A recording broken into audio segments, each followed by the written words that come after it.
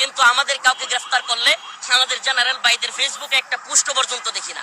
আমাদের যায় আসে না ভাই, বললেন না আমরা উম্মাকে ভালোবাসি, আপনাদের বলার দরকার নাই আমরা এই জাতিকে ভালোবাসি। তো আপনারা না ডাকলেও আমরা আসবো, আপনারা না ডাকলেও আমরা আপনাদের পক্ষে বলবো। ঠিক আছে, আজকে আল্লাহ না করুক ইনকিলাব মঞ্চের নতুন দায়িত্বশীল আল্লাহ না করুক তাদের সাথে কিছু হোক, আমরা তাদের পক্ষেও কথা বলবো। আমরা এই জাতিকে ভালোবাসি, এই উম্মাকে ভালোবাসি। আমরা এই ভারতীয় আধিপত্যবাদের কবর রচনা করতে চাই বাংলাদেশে। Furniture just smarter. JMG Furniture.